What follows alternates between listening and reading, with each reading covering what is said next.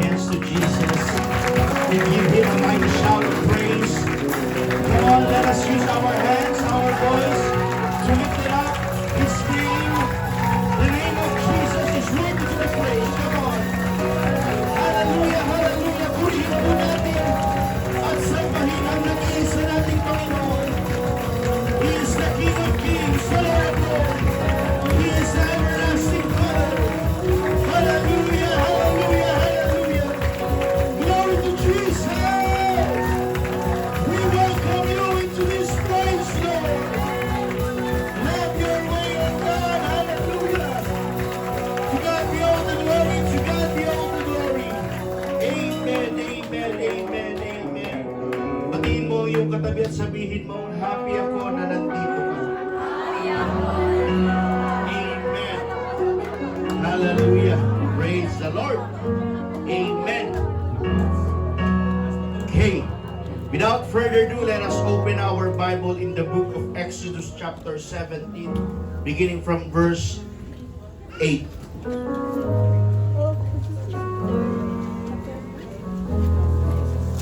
The Bible says, "Then came Amalek and fought with Israel in Rephidim."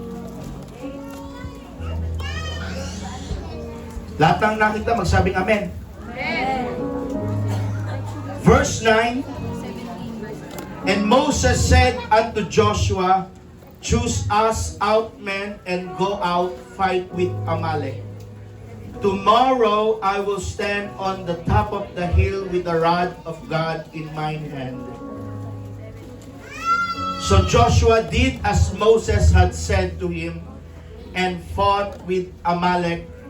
And Moses, Aaron, and Hur went up to the top of the hill. And it came to pass when Moses held up his hand, that Israel prevailed. And when he let down his hand, Amalek prevailed. Pag tinataas ni Moses ang kanyang kamay, kasama ang tungkod, nananalo sa battle ang mga Israelites. Pero kapag nangangalay ang kamay ni Moses, buwababa ang kanyang kamay, buwababa ang rod, natatalo ang Israel at nananalo ang Amalekites. But Moses' hands were heavy, and they took a stone and put it under him, and he sat thereon. And Aaron and Hur stayed up his hands, the one on the one side and the other on the other side. And his hands were steady. Listen very carefully. And his hands were steady until the going down of the sun. Mahaba-haba pong pagtaas ng kamay yan. And Joshua discomfited Amalek and his people with the edge of the sword. And the Lord said unto Moses, Write this for a memorial in a book, and rehearse it in the ears of Joshua. For I will utterly put out the remembrance of Amalek from under heaven. Nakakasunod kayo mga kapatid? Amen. Verse 15, And Moses built an altar and called the name of it Jehovah Nissi. The last Sunday we talked about the Israelites, or in the time of Prophet Samuel, they built a stone, what we call that? Ebenezer. Naalala niyo yun? Last Sunday, Ebenezer. Kagaya rin ni Jacob, nagtayo siya ng kanyang parang simpleng altar ng stone, and they call it Bethel. Dito naman mga kapatid, Moses built an altar and called the name of it Jehovah Nissi. Ano ibig sabihin ng Jehovah Nissi? Jehovah Jireh, the Lord is my provider. Jehovah Rapha, the Lord is my healer. Jehovah Shammah, the Lord is with us, with me. Jehovah Nissi is what? The Lord is my banner. How about Jehovah Chidkenu? Alam niyo ba yan? What? The Lord is my righteousness. Ayan. Mga kapatid, tandaan niya, that is the attributes and titles of God nung siya po ay nasa creation pa lamang ng Old Testament. Maganda yung discussion kanina sa Sunday School ni Ate Beng. Hallelujah. Doctrine doon mga kapatid at napaback-in pa tayo doon. Salamat sa nag-challenge sa akin, anak ni Ate Alonster Irish. Asan ka kapatid? Na naway hubugin ka ng ating Panginoon. Hallelujah. So, Jehovah Nissi is, the Lord is my banner. Amen. For he said, because the Lord hath sworn that the Lord will have war with Amalek from generation to generation. Let us pray mga kapatid. Let us ask God for wisdom, for the revelation, at sa kanyang malayang pagkilos sa umagang ito. Purihin ka, Panginoong Hesus, sa umagang ito. Sambahin ang iyong pangalan. Dinadakila ka namin, Panginoon, at itinataas namin ang iyong pangalan. Pagharian mo ang aming mga puso, Panginoong Hesus. Tirhan mo ang aming mga puso. Lord God, kung may nakikita ka na hindi po kaaya-aya sa aming mga puso sa umagang ito, Lord, basagin mo, tunawin mo, Panginoong Hesus, ng iyong mayamang pag-ibig. Punong-puno ka ng kahabagan, Panginoon. Punong-puno ka ng awa. Punong-puno ka ng kapatawaran, Panginoong Hesus. That is why sa umagang ito, Lord God, lumalapit kami sa iyong paanan nang meron pong pagpapakumbaba, Panginoong Hesus. Forgive us, Lord, for all our sin, for all our shortcomings, O God. Linisin mo ang aming mga puso't isipan, Panginoong Hesus. Lumalapit kami, O God, na meron pong pagpapakumbaba, Panginoong Hesus. And as we study your words, O God, hallelujah, give us wisdom, enlighten us, O God, with your words. Empower your church, O God, sa lahat ng mga nangihina, nangalulupaypay sa spiritual, O God. Lord, we need spiritual breakthrough this morning, O God. By the authority of your word and by the power of your name, release your heavenly blessings, O God. Dalangin po namin, Panginoong Hesus, na iiwan namin ang lugar na ito, na punong-puno kami ng mga pagpapal at kalakasan na nagmumula sa iyo. Anoint thy servant, anoint your words. In Jesus' mighty name we pray. Amen.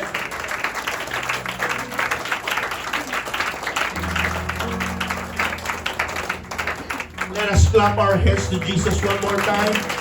Hallelujah. Alayan natin si Jesus na mataas na pagsalta. Come on, hallelujah. Ating sampahin ang Panginoon sa Espiritu at katotohanan. Sampahin mo siya, hallelujah, na wala kang ibang iniisip, kundi ang Panginoon lamang, Lord, hallelujah. Amin ka namin sinasabi, itinataas namin ang iyong pangalan. Hallelujah! Jesus! Hallelujah, hallelujah, hallelujah, hallelujah. My topic for today's preaching sermon is about when prayer holds the line. When prayer holds the line. Thank you, church. Please be seated.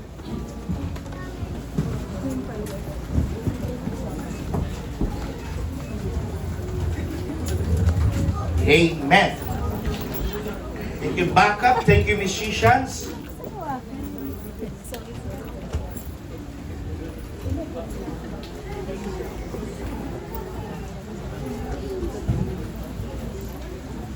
Everybody say, praise the Lord. Praise the Lord. Amen. So when prayer holds the line. Konting icebreaker lang. Excited na ba kayo sa ating church anniversary, mga kapatid? Amen. Hallelujah.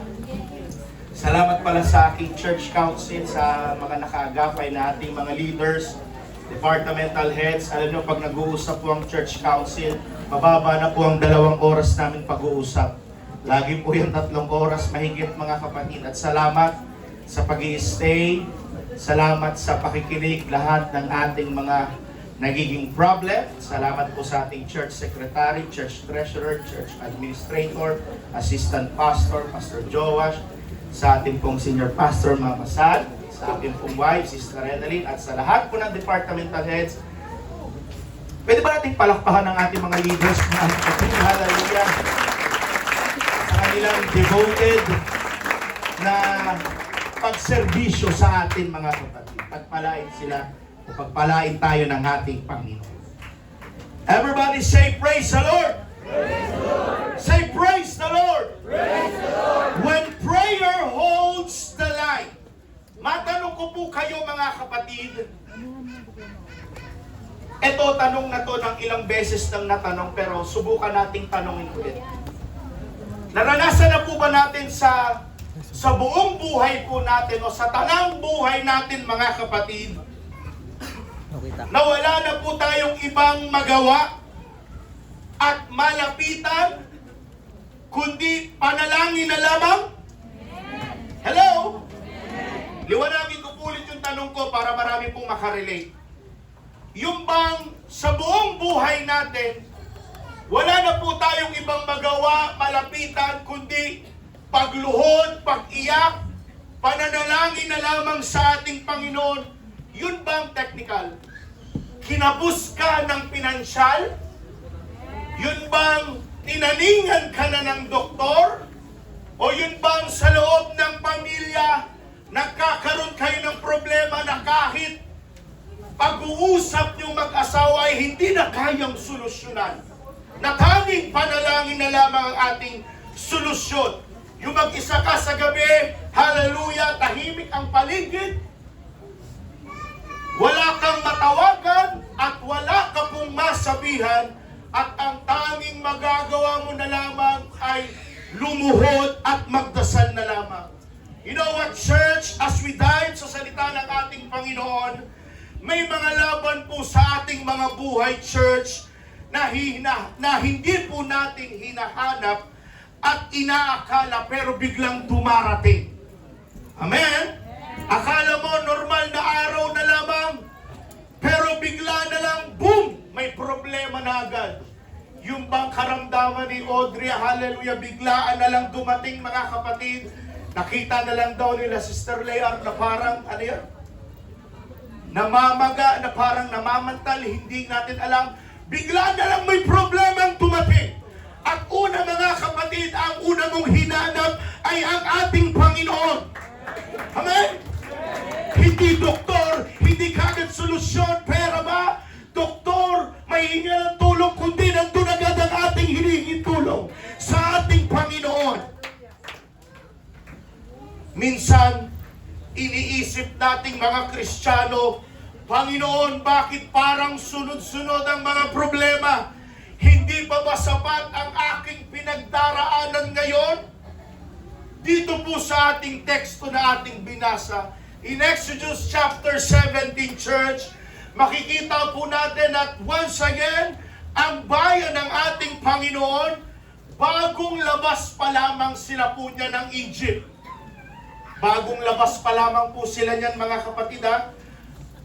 At pagod sila, gutom sila, tapos bigla silang sinugod ng mga Amalekites na para makipagdigmaan at makipaglaban sa kanila. Kung tutusin, mga kapatid, hindi pa sila ready makipagdigmaan, makipag-battle. Hindi po nila in-expect na mangyayari ito.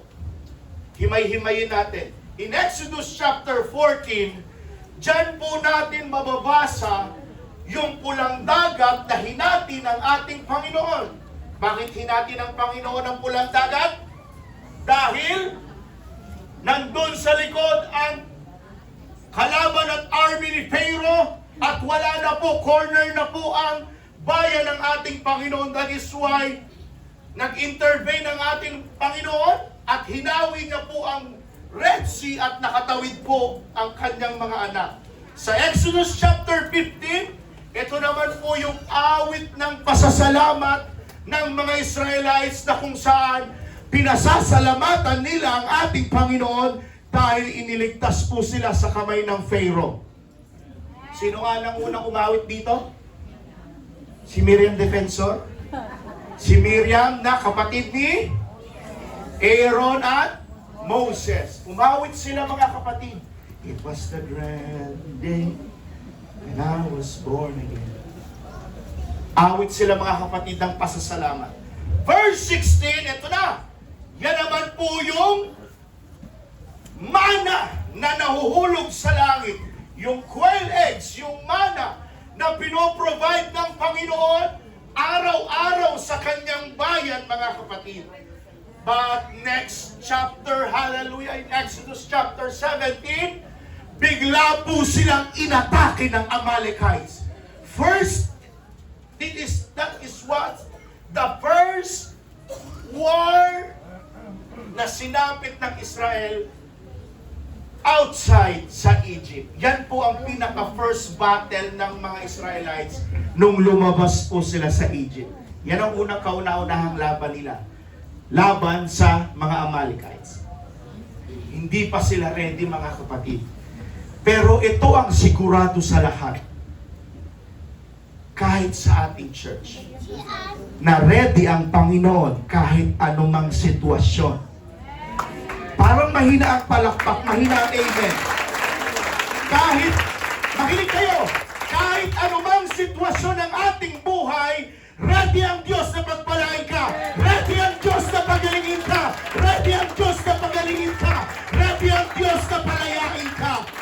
Wala po sa bokabularyo ng ating Panginoon na hindi siya ready. Kailanman, mga kapatid, handa po ang ating Panginoon na pagpalain ka, pagyabungin ka, payamanin ka, at pagpalain ka. Sino dito gustong yumaman? Parang, alam niyo mga kapatid, na di-discourage ako sa inyo pag-usaping pera. Parang hina lagi ng amen. Sino dito gustong yumaman? Gusto, nakakabingi. Alam niyo mga kapatid, walang masama na yumaman tayo. Ang masama, yung ibigin natin yung pananalapi. Ang sarap kayang yumaman. Minsan maisip nyo mga kapatid, hallelujah, naramdaman ko rin minsan ang comfort na magmaneho ng masarap. Bakit mga kapatid? Pagpapalain tayo ng ating Panginoon eh. Pero na lang kung ayaw mo talaga ng blessing ng Panginoon. Sabihin mo na lang ganito, Brad, ayaw mo ng blessing. Sis, ayaw mo ng blessing. Akin na lang yung blessing mo. Ayaw mo ng blessing eh. Amen?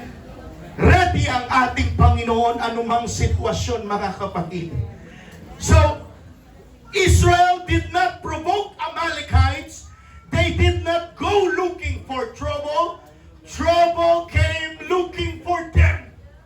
Ang gulo ang naghahanap sa kanila. Sino ba dito gusto ng gulo? Away lang. Away lang. Para walang gulo. Nag-away ba kayo ni Mr. Kat? Pero, bihira lang.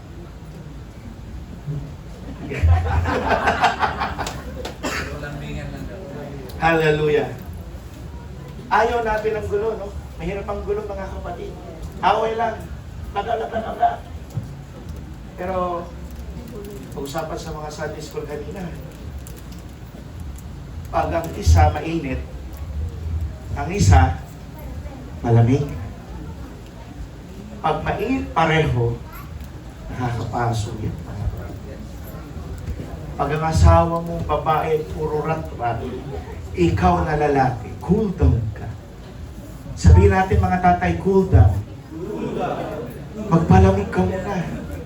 Pag ang asawa mo namang lalaki, mga nanay, mainit ang ulo, huwag kayong pagpatalo. Speaker of the house yan, mga kapatid. Sino nga nagsabi nun, mga kapatid? Sa isang araw, 10,000 ang salitang nabibitawan ng babae. Sa isang araw, ang lalaki, 1,000 lang po. May nagsabi niyan eh. Naturo sa Bible School yan eh. Per wordings ng babae sa isang araw, 10,000. Pero ang lalaki, 1,000 lang sa isang araw. O, kaya pala, yaw-yaw ng yaw-yaw. Alam niyo mga kapatid, Patawarin ako ng asawa ko. Pagbago na ba yung mga damit, sakit ko na siguro to. Dati pa sa bahay pa nila Pastor Joshua. Pagkukuha ng damit, Hila. di ba dapat kuha, parang ganyan, kuha, sabay balik. Yes! Ako mga kapatid, kasi asawa ko. Wala namang asawa ko dito eh. Kuha lang ako mga kapatid, kaya pagbalik yung mga nasa unahan, gulo-gulo na. Yes! Come on, say it! Minsan, pag nag-nail cutter tayong mga lalaki, iwan natin sa labas. Yes! Nag-nail cutter sa labas. Saka yung mag-ahit. True to life to kasi nangyayari po sa akin ito eh. Pag nag-nail cutter sa labas, iiwan lang doon sa gilid sa labas. Hanapin ang asawa, nawawala. Ang ending, minsan nag-aaway kami. Saan mo ba kasi iniwan? Wala ako may kasalanan. Pero minsan sa ating mga lalaki, pride na lang din natin yun, no? Na parang, ikaw kasi nagwala eh! Para lang hindi masisi. Alam niyo sa Facebook, nagkalat yun eh. Nakikipaglaro yung anak na babae sa tatay. May nasagi na ano, na juice. Tumakbo yung tatay. Yung pinagbintangan yung anak na lang. May dala ng hanger mga kapatid yung nanay. Ano ba kasi ikaw kasi tinapon mo? Tapos yung tatay na lang, patay mali siya, nagtututbrush. Para masisi yung anak na kahit nakatapon, yung asawa ko lalaki. Gawin yung technique yun. Makalusot kayo mga. Okay, balik tayo. So, kundi bigla na lang pong dumating yung gulo, ang kalaban po nila mga kapatid. That is true, church. For many of us, we did not choose the sickness. Pinili ba natin magkasakit? Dumadating na lang yan eh. Alam niyo mga kapatid, minsan masyado na tayo sa demonyo. Masyado na tayo sa diablo. Minsan, hallelujah, nagkasakit lang tayo. Sinisisi na natin lagi sa lahat sa demonyo, sa diablo. Na para bang, ikaw naman lang din ang may kasalanan dahil sa kapabayaan mo. Alam mo may high blood ka, kain ka pa rin ng kain ng sisig. Kain ka pa rin ng kain ng crispy pata. Kain ka pa rin ng kain ng balat ng lechon. Diba?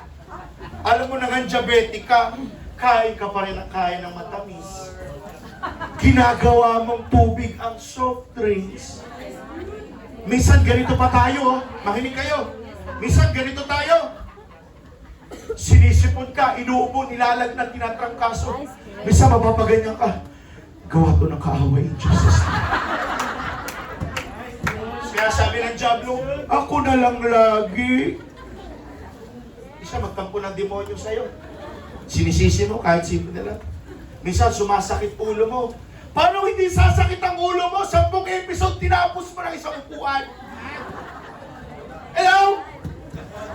Paano hindi sasakit ang mata mo't manlalabo? Lumuluha na mata mo, gusto mong tapusin yung episode sa Netflix. Isa na rason natin, Pastor, may insomnia ako. Tumigil ka, Brad! Matulog ka sa gabi! Patayin mo yung cellphone mo para makatulog ka na maaga. Kunwari, insomnia. Patayin ang wifi, makakatulog ka.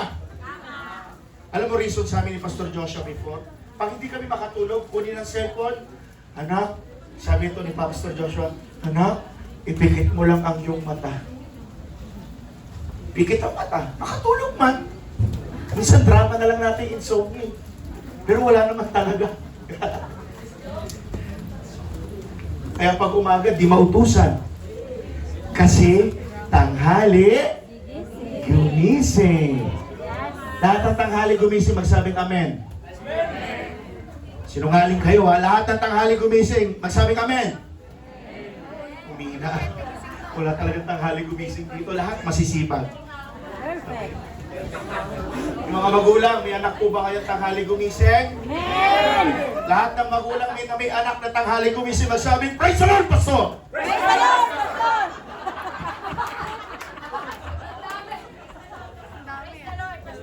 Uy, kumabol pa. Gisingin nyo yan, mga kapatid, mga magulang. Alampagin mo! Ayaw mo hayaan na nakasarado yung kwarto, dapat may susi ka rin yan.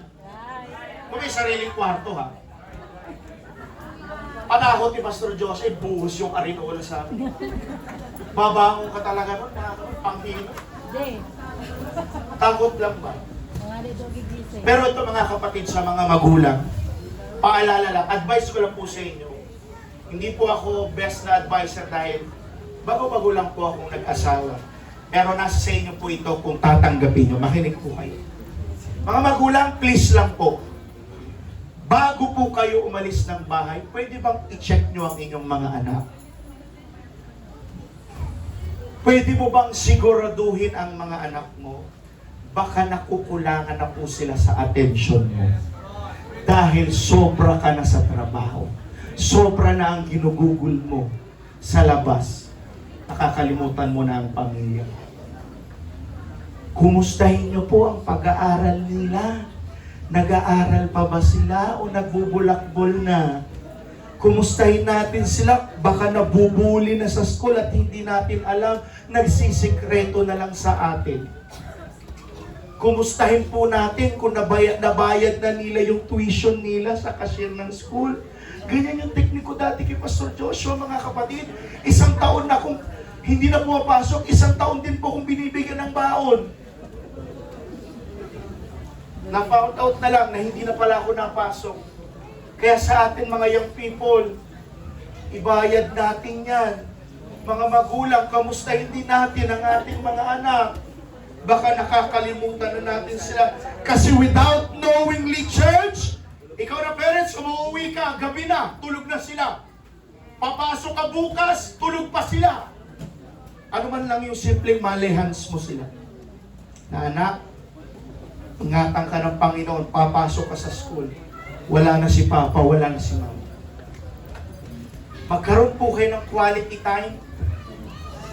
Alam nyo, the reason why I boldly to say this, mga kapatid, magkaroon tayo ng quality time sa ating mga anak, baka kasi nakukulangan na tayo sa family get together, yung family bonding natin. Baka masyado na tayo nakafocus sa outside world, sa business, sa negosyo natin, sa anumang pinagkakabalahan natin, at nakalimutan na natin yung sarili nating pamilya. Sa panahon ni Joshua, mga kapatid, hindi niya iniwan ang kanyang buong pamilya. Kahit sa panahon ni Noah, hahanga ka sa spirito ni Noah. Out of many tao sa buong mundo, pamilya niya lang ang naligtas niya. Niligtas ng Panginoon dahil yun sa kanilang tatay. Isipin mo kung si Noah, hindi na muna. Lunod sila lahat. Kaya tayo mga tatay, tinitignan ko po kayo sa inyong mga mata. Manindigan tayo sa ating pamilya. I-gather natin sila. Magkaroon tayo ng quality time sa ating mga pamilya. Na baka nakakalimutan na natin sila. Nawawala na tayo ng oras para sa kanila. Amen? Kausapin natin ang ating mga anak. Kaya kung minsan matindi makasagot ang ating mga anak minsan, kasi wala na tayong time sa kanila. Alam niyo kung bakit? Boses na ng barkada at mundo ang kanilang napapakinggan. Nagkakaintindihan po ba tayo, mga magulang? Amen. Parang mahina ulit ang amen. Nagkakaintindihan po ba tayo, mga kapatid? Amen. Kayo naman, mga young people, pag busy talaga ang magulang, minsan wag din sutil. Wag din minsan magmaldita. At mawala ng respeto sa ating mga magulang. Huwag daw magmaldita. Tandaan mo, magulang mo pa rin yan. Nagkakaintindihan tayo, mga young people? Magulang pa rin natin. Magmaldita dahil. Shall we shout, praise the Lord? Praise the Lord. So that is true for many of us. We did not choose the sickness. We did not choose the financial pressure. Minsan dumadating talaga yan, church. Amen? Susubukin tayo. We did not choose the betrayal. And we did not choose the emotional exhaustion. Dumadating talaga ang mga bagay na ito na napapagod tayo, nabibigatan na tayo, napapagod ka na sa buhay mo, and yet here we are, and here's an important truth, church. Makinig kayo. The presence of a battle does not mean the absence of God. Amen.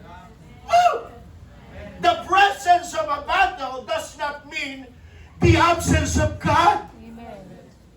Sometimes, the battle is the place where God teaches us where our strength truly comes from. Amen. Amen. Hindi ibig sabihin may pressure at laban, wala na ang Diyos. Hindi porkit may financial crisis, wala na ang Panginoon.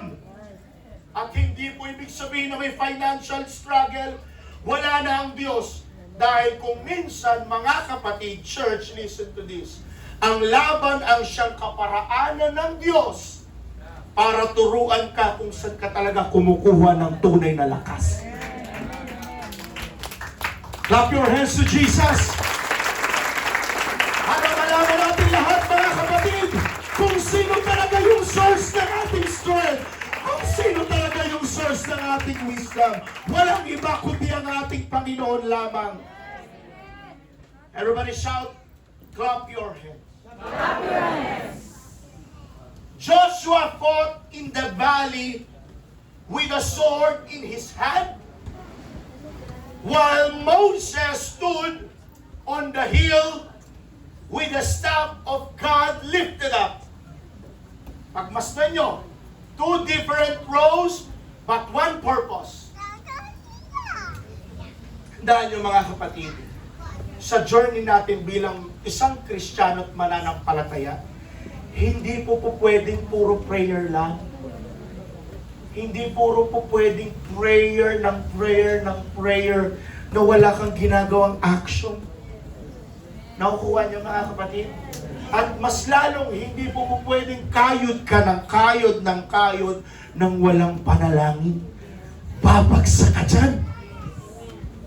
Magkasama lagi yan eh. Yung panalangin at gawa.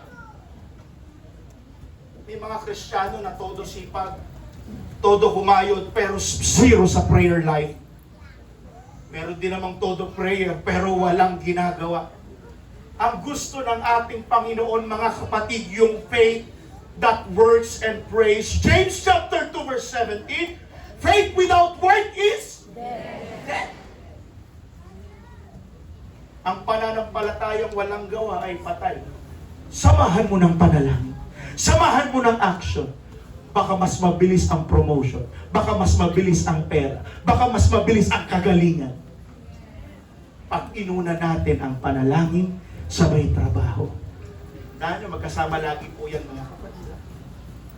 Kagaya sa panahon ni Nehemiah, naalala nyo yung story ni Nehemiah, rebuilding the wall, habang nananalangin ng ilang pamilya, meron po silang mga kasama kaalyado na ibang pamilya na nagtatrabaho.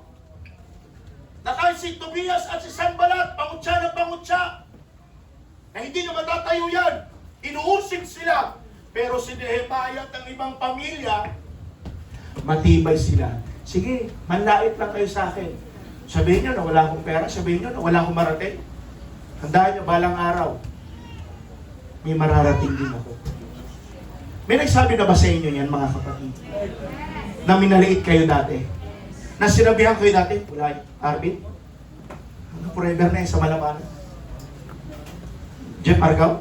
Wala yan. Magaling lang yan, mang chicks. Nakaisip eh. Wala mararating sa buhay yan. Ba? Junjun, wala mararating yan. Ba?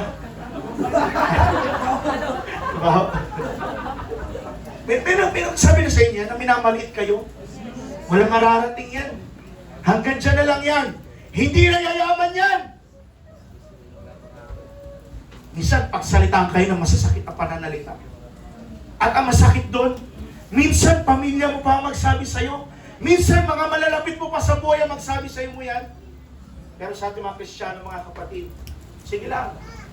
The more na ginaganyan niyo ako, the more na iangat tayo ng ating Panginoon. God opposes the proud but gives grace to the humble. Tandaan niyo palagi yan, mga kapatid. Hindi tayo nagmamayabang dito. Pinagpapala lang talaga tayo ng Diyos. Not to brag but to inspire, mga kapatid. Panginoon, ito ako. Pinagpala mo akong lubos. Hindi ako nagyayabang. Pinagkatiwala mo sa akin ito, Panginoon. Pagyayabanin ko ito. At pinagpapala na kayo Huwag lalaki ang tenga. Huwag kayo magkakaroon ng enlargement of the heart. The more na pinagpapala kayo, tayo ng Panginoon, the more tayong nagpapakababa. The more tayong lumuluhod sa Panginoon. Mind you, kahit isang iglap, isang snap, isang click lang, kayang bawiin ng Panginoon yan. Biniya ka ng Panginoon ng mga materiality, sasakyan, bahay, sariling lupa. Anong magagawa mo kung bawiin ng Panginoon ang health mo? Hindi magagawa ka? How can you maximize your fully potential strength kung wala kang lakas? Kung lupay-pay ka? Bigyan ko nga ito ng stroke, mayabang na eh. No. Ipa-high blood ko nga ito, ang tigas ng ulo eh. Nung ito, yung Bisimuntilo pa, may disobedience na kapatiran. Lumpuhin ko nga ito. Hindi magagawa tayo? God ordered that. So church, prayer without action is not enough. And action without prayer is also not enough. Parang kanta lang ni Sarah Geronimo yun. Forever's not enough. Tanongin ko yun, may forever ba? Meron ba, Kel? Meron ba? Lagi mo inaaway si Norgine. Kayo inaaway. So, we pray like everything depends on God, and we work like God expects us to move. Church, mga young people, hindi po pwedeng magpipray ka lang na, Lord, ipasa mo ako, pagkatapos matutulog ka na. Hindi po pwede yun. Sa araw ng exam mo, huwag mong asahang pumasa ka. Maniwala ka sa akin, kahit anong prayer at fasting, lumuha ka pa ng dugo dyan, hindi ka talaga papasa pag hindi ka nag-review. Lord, give me wisdom. Amen. Tulog ka na. Yes, mayaman sa wisdom ng Panginoon. Mag-review ka! Paano magagamit yung wisdom na Panginoon bibigay sa'yo? Walang laman to. Babagsak ka talaga. Okay? Dito sa story na ito, church, importanteng dandaan natin na si Moses po ay napagod. Siya ay propeta na, siya ay isang leader na, great leader, na maraming followers, ginamit siya ng Diyos, boses mismo ng Diyos ang nakakausap niya, naririnig niya. So kung napapagod ka, lagi mong tatandaan, makinig po kayo mga kapatid, kung napapagod ka, lagi niyo pong tatandaan, hindi ka po weak Christian. That is humanity. Nanghihina tayo.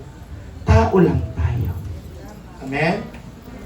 The danger is not being tired, but the danger is being tired alone. Pero dito sa story na ito, mga kapatid, here's the good news. Hindi lamang po nag-iisa si Moses. Meron siyang Aaron, meron siyang Joshua, at meron siyang Hur. Sa buhay mo ngayon, masasabi mo bang meron kang kagaya ni Moses na merong Aaron, Hur, at Joshua? Na kapag ikaw ay nangangailangan ng panalangin, meron kang matatawagan, Sis, ipanalangin mo naman ako, yung anak ko na disgrasya, yung anak ko mag-board exam, pakisama sa panalangin. Masasabi mo ba, kapatid, ngayon, na meron kang kagaya ni Moses, na meron kang tao sa paligid mo, na mga mabubuting tao? Pinapanalangin nyo ba yan araw-araw? Na bago kayo papasok sa school, na bago kayo papasok sa trabaho, Lord, bigyan mo ko ng mga tao makakasalamuha ko na okay ang spirito. Yung hindi ako dudukutan, yung hindi ako nanakawan, hindi ako pagsasamantalahan. Sabi nga natin dito dati before, sumasakay ka ng jeep, sumasakay ka ng bus, ng train, ng sasakyan mo, damay ang nasa paligid mo. Nagbebenepisyo yan dahil nandyan kang anak ng Diyos. Pag sumasakay ka ng eroplano, damay ang safetyness ng buong pasahero ng eroplano dahil nandyan kang anak ng Diyos. Sumakay kami mga kapatid ni Strenalin, pauwi ng Cotabato to Manila. Aba, nakasakay namin si Edgar Alan Guzman. Ang pogi pala, Brother Jay. Kaso nga lang, yung katabi namin Turkish, Islam, Muslim country, baho pala nila mga kapatid. Si Anya nakatulog sa baho, mga kapatid. Pero pala amoy nila, no? Dahil sa kinakain nila. Kundi naman siguro naliligo. Doon talaga sila, no? Alakpakan po natin si Jesus. Isang oras, So, Aaron and Hur did not preach. They did not offer advice. And they did not criticize Moses for being tired. Hinawakan lang talaga nila ang kamay ni Moses. May mga tao sa buhay mo na hindi magaling mag-advise, na tahimik lang, pero magaling sumuporta. Yan ang masarap na tao eh. Yung parang hindi mo na kailangan sabihan pa, kikilos na, susuporta na sa'yo. Pastor, kung anong programa mo, susunod ako, kikilos na. Hindi yung parang unang latag pa lang, Pastor, negative tayo dyan. Pastor, wala akong hiya. Pastor, wala yan. Talo tayo dyan. Mahirap yan, Pastor. Pwede ba makinig ka muna? Hindi yung parang negative kagad ang dating sa'yo. Kayo ba, nagpanik kayo nung nakita niyo yung bayarin sa ating anniversary? 4,000. Paano paghihipay-hipayin? Alam niyo mga kapatid, na pagmitingan namin talaga, nababattered po ako bilang inyong lingkod. Supposedly, dapat June natin gaganapin. Pero na-compute ko mga kapatid, open naman tayo sa lahat ng bayarin. 800 per month po ang ating ilalabas kung sa June natin gaganapin. Mabigat yan sa family of 4 above. Hindi kakayanin, lalo na marami pa mga estudyante. So ang ginawa natin ang paraan, the best thing we can do, iusog natin hanggang December. Para makasama kayo lahat. Ayaw niyo ba mag-swimming? Ayaw niyo ba mag-swimming? Gusto niyo naman magtampisaw? Gusto niyo na lumubog sa buhangin? Last year, parang excited kayo, parang ang tamlay nyo ngayon. Diba? Excited tayo dyan mga kapatid. Anyway, lahat naman ng activities natin mga kapatid, talagang pinagpaplanuhan natin ang maigi yan. Renewal of vows, malapit na mga kapatid. Ayan. Coming soon. Pero may date na po yan mga kapatid. Sa mag-asawa, ang venue natin ay Vikings. Kasi yung Vikings. Kakasal kayo uli. Sana makita natin. Yung mga nanay ba, kasya pa ba yung gown nyo sa inyo? Pupuputok na. Hallelujah. Okay. Balik tayo. So, sa buhay ni Moses, meron siyang Aaron, Hur, at Joshua. Church, tayo, minsan, i-relate natin, na kahit kapag gusto mo nang sumuko, sasabihin lang nila sa'yo, laban lang, nandito lang ako. And we must also ask ourselves, who are we holding up? Alam nyo, sa larong boxing, hindi yan lang lumalakas at naging professional dahil sa kanilang sarili lang. Halimbawa, si Manny Pacquiao, hindi yan parang lumakas lang na siya lang. Merong trainer yan. May tagapayo sa kanila, o jogging na. May Buboy Fernandez pa ngayon siya, may Freddy Roach. Hindi lang yan dalawa eh. Marami yan sila kasama sa jogging ni Pacquiao. Di ba, 4 na corner yan. Pag natapos yung isang round, babalik yan, di ba? Magpapahinga upo at may magre-remind sa kanila. Laban lang, Arvin. Sapakin mo, uppercut mo. Because, Manny Pacquiao, naalala mo, nag-jogging tayo. Talagang sabi mo, papataupin mo yung kalaban. May nagre-remind sa kanila na para bang sa ating church. Pag nangihina ka spiritual, Salamat sa Panginoon kung meron kang kapatid sa Panginoon magsabi, kapatid, pagpatuloy ka lang. Favorite ni Pastor Joshua, Brad, tuloy lang. Hindi siya natatapos ang buhay natin. Sabihin mo na sa sarili mo, pagsubok lang yan. Lagpasan din natin yan. Malalagpasan yan. For many instances sa ating buhay, nalagpasan mo nga yung mas mabigat na nangyari sa'yo. How much more yan pang pinoproblema mo? Kaya mong lagpasan yan. Sabihin nga natin, kaya kong lagpasan yan. May isa pong story mga kapatid. May isang tao na gusto nang mag-quit. Pagod na siya sa work. Pagod na po siya sa responsibilities. Gusto niya na mag-quit. Pagod na siya mag-provide sa kanyang family. Kayod siya ng kayod. Na para bang lahat ng kanyang sacrifices at efforts na uuwi lang sa wala. One night sabi niya, Panginoon, ayoko na. Quit na ako. Gusto ko nang mamatay. Pagod na ako. Then all of the sudden, may nag-message sa kanya, Brad, kumusta ka na? Pinapanalangin kita. Hindi siya sinermonan, hindi siya nilecturan, pero sapat lang sa atin mga kapatid na kahit minsan, masabihan natin ang kapwa natin mananampalataya, kumusta ka na? Namimiss ka na namin sa church. Kahit pa on and off ka sa church, hinahanap ka namin.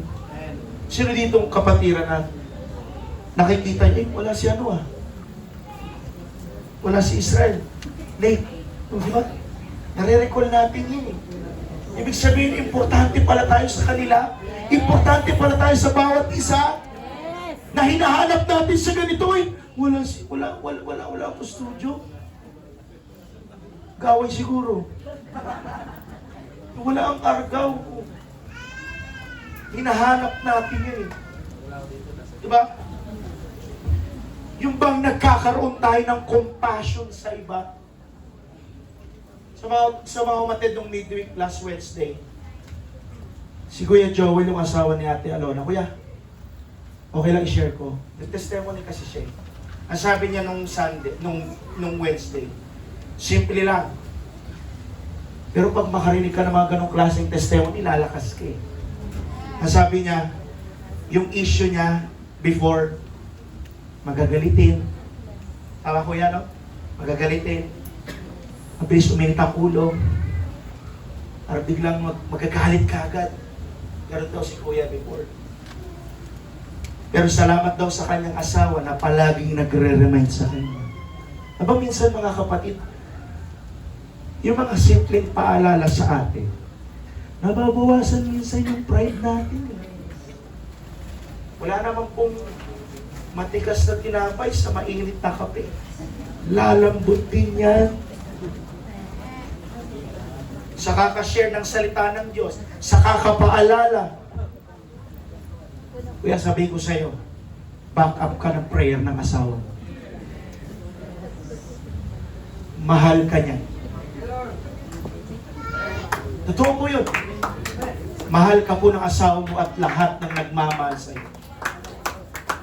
Sabi niya, Pastor, aminin ko sa'yo, kung wala ako sa Panginoon, parang ang buhay ko parang kagaya daw ni Brother Artie. Dalawa lang patutuguhan, simenteryo at kulungan.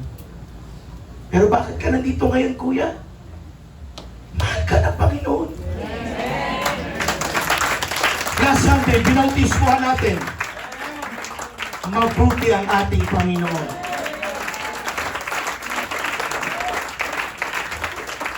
You see, hindi talaga natin pwedeng i-conclude ang isang buhay ng isang tao eh. Na wala na mararating yan. Patapon ang buhay niyan. Nahuhulog din yan. Kunti na lang yan, abutan na yan, mamamatay na yan. Pero hindi natin pwede, ibang klase pa naman ng Panginoon pag tumawag, mga kapatid. Hindi natin alam. Yung akala mong pasaway, yung akala mong sakit sa ulo sa church, pag tinawag talaga ng Panginoon yan, baka yan pa ang number one supporter mo sa church. Ganyan kumilos ang working power ng Panginoon. Sabi niya sa akin, Pastor, Susuko na ako sa iyo. Glory to God, mga kapatid. Salamat sa ating Panginoon. Palakpakan natin si Jesus. So, habang nakaangat po ang kamay ni Moses, nananalo po ang Israel, at kapag bumababa ito, nangangawit, nangangalay, natatalo sila. Ibig sabihin, sa panahon nila, may mga laban po na hindi kayang solusyonan ng skills lang. Kailangan ng prayer, kailangan ng ating Diyos. Dahil hindi lahat ng problema ay physical. May mga laban tayo na spiritual. And that is spiritual battle, church. Alam niyo mga kapatid, si Satanas, gusto niyan pabagsakin tayo. Si Satanas gusto niyang pahintuin ka. At ang pinakagusto niya, church, makinig kayo, mabackslide ka. Alikuran mo ang Panginoon. Hiwan mo ang Diyos. Gusto nga ng Diablo, magpakamatay ka ni. Gusto ng Diablo, na huwag kang manalangin. Ito pa, gusto ng Diablo. Gusto ng Diablo na lagi kang late sa gawain. Come on, anak. Minsan, anak na tao siya ng Diablo. Come on, anak. Be consistent sa pagiging late. Yes. Come on. Minsan ikaw, 7:30 na. 7:30, gawain na yun ah. Devotion na yun ah. Babangon ka pala. Sabi ng Diablo sa'yo, anak, 30 minutes more. Sarap ang kumikit. Pag-isip mo, alas 8 na, anak, wait ka lang. Tapos mo, sulitin mo na 8 to 9. Sunday school lang, ito ka na sa praise and worship. Diba? Gusto rin ng Diablo na tamarin kang magpuri. Ito ayaw ng Diablo na umiiyak ka sa church. Ay mga lalaki, mahirap ba minsan umiyak? Yung pagiging manly natin, di ako iyak. Lalaki.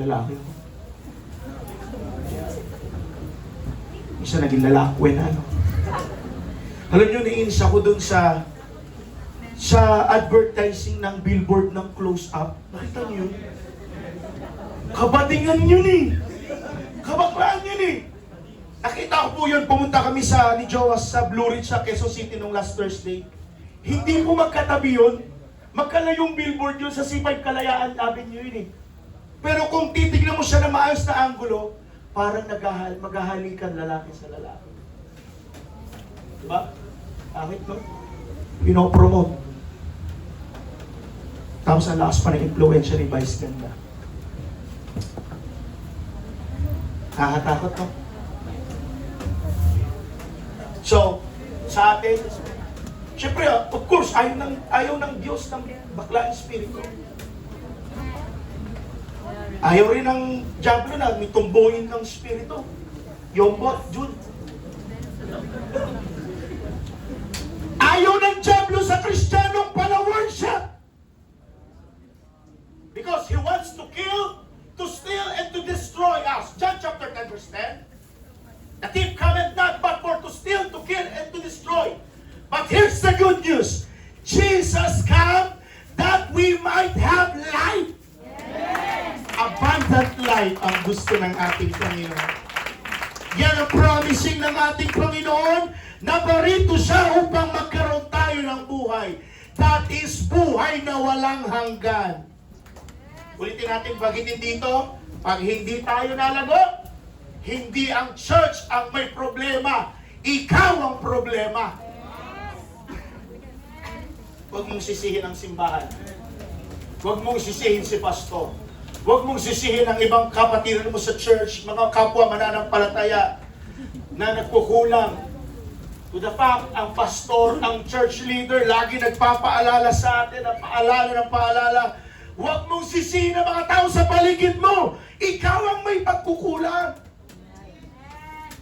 Bakit? Mapaalala si pastor, huwag mali.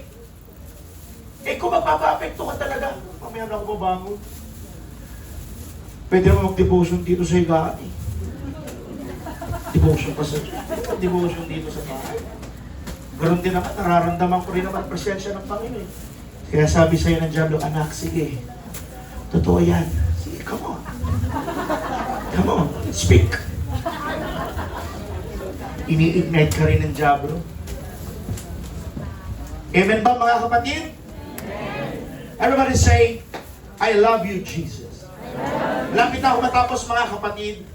In Paul's letter to the Romans, specifically in Romans chapter 1, verse 11 to 12, Paul indicates one of the reasons for his desire to visit the church in Rome. Not only does he desire to preach the word of God to them and share some spiritual gift or encouragement, but he looks forward to receiving encouragement from them. The Bible says, sabi ni Pablo, for I long to see you, that I may impart unto you some spiritual gift, to the end ye may be established. Verse 12, that is, that I may be comforted together with you by the mutual faith, both of you and me. Kumbaga sabi ni Pablo, magsishare ako sa inyo ng salita ng Diyos, magsishare ako sa inyo ng spiritual gifts, dapat ganun din ang makukuha ko sa inyo. Hindi lang dahil gusto niyang mangaral at magbahagi sa kanila, hindi lang rin para palakasin ang kanilang pananampalataya, may mas malalim pa pong dahilan si Pablo kung bakit niya pinuntahan ang mga taga-Roma. Ang sabi ni Pablo dyan, sinabi ni Pablo na nais niyang sila ay mapalakas, ngunit kasabay din nito, siya rin ay mapalakas sa pamamagitan ng kanilang pananampalataya. Ibig sabihin, balikan ng pananampalataya. Pinapalakas mo kung papalakasin din kita. Ganyan ang gusto mangyari ni Pablo. Na pinapalakas mo ko, palakasin rin kita. Parang sa Panginoon mga kapatid, dapat kapag pinagpala ka ng Diyos, anong dapat gawin mo? Huwag na magsimba. Iwan na ang Diyos. Pag pinagpapala ka ng Diyos, dapat lalo kang magpurit, magbigay. Give and take yun eh. Hindi yung parang kubra ka na lang ng kubra sa Panginoon. Lord, give me blessing. More blessings, Lord. House and lot, cars, loan, lahat. Oh, binigyan ng Panginoon. Nung nabigyan na, hindi ka na nakita sa church. Nawala na aningo mo. Hindi ganun mga kapatid ang blessings ng Panginoon. Kaya kagaya kay Pablo, nung siya po'y nagbahagi ng Word of God, nag-share ng some spiritual gifts, ang sabi ni Pablo, ako din, lalakas din ako sa mga pananampalataya. Everybody say, praise the Lord. Praise the Lord. Ibig sabihin, kahit si Pablo ay isang apostol na, isa pong teacher, isa pong leader, at tagapagturo ng salita ng Diyos, hindi niya itinuturing ang sarili na higit sa iba. Hindi niya iniisip na siya lamang ay may maibibigay at ang mga taga-Roma ay puro tatanggap lang. Sa halip, nakikilala niya ang pagpapalakas sa pananampalataya ay hindi one way lang. Ito ay palitan. As iron sharpened iron, pag pinagdidikit mo ang dalawang bakal, hindi lang isa ang nakikinabang. Dalawa silang tumatalas. Dalawa silang tumatalim. Dahil sa hasaan. As church, mga kapatid, lahat po tayo may ambag rito. Hindi lang si pastor. Hindi lang ang ating mga leaders, departmental heads. Lahat tayo may ambag sa katawan ng ating Panginoon. We are the body of Christ. We are the body of this church. Ang ulo natin, ang foundation natin, ang ating Panginoon. Kundi lahat po tayo ay may kabahagi sa spiritual growth ng bawat isa. Palakpakan po natin si Jesus. So every time in our prayers, mga kapatid, huwag mong kalilimutan, kapatid, na huwag kang susuko dahil may nagmamahal sa'yo, may nananalangin sa'yo, na nakahold sa'yo, na para bang susuko na to, ikaw nakakapit ka pa rin. Nakakapit pa rin yung mga nananalangin sa'yo. Parang susuko mga kapatid ha?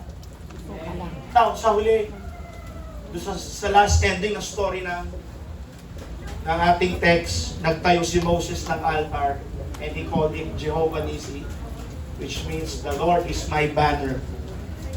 Hindi lakas ko ang bandera, hindi title ko ang bandera, hindi galing ko ang bandera, ang Panginoon ang ating bandera. He is our Ebenezer, He is our Bethel, and He is our Jehovah Nissi. Everybody say Amen. Ipikit natin ang ating mga mata, mga kapatid. Now, nung habang nakataas at nakaangat ang kamay ni Moses, habang may nagdadasal, habang may magkakasamang lumalaban, nandyan si Aaron at Hur, buong araw nilang hawak-hawak ang kamay ni Moses hanggang sa lumubog ito. You know what, how sacrifice did Aaron and Hur do? Nakakamala yun. Pero dahil si Moses, meron siyang mga kaibigan, meron siyang mga nananalangin sa kanyang paligid. Ganun din ikaw, kapatid, kaya huwag kang sumuko. May mga nagmamahal sa kaluluwa mo. Nandyan si kapatid, nandyan si pastor, nandyan kami na nanalangin para sa iyo. Huwag ka lang susuko para maipanalo natin itong laban hanggang sa pagbabalik ng ating Panginoon. Today, church, pagbulay-bulayan mo ang kabutihan ng Panginoon. Isipin mo na minsan kang biniyayaan ng Diyos. Ibalik mo ang papurit pagsamba na dapat deserve ng ating Panginoon. Hallelujah, hallelujah, hallelujah. Lagi mo tatandaan, kapatid, hindi ka mag-isa sa labang ito. May kasama ka na lumalaban at hindi ka nag-iisa. Shall we all stand, church?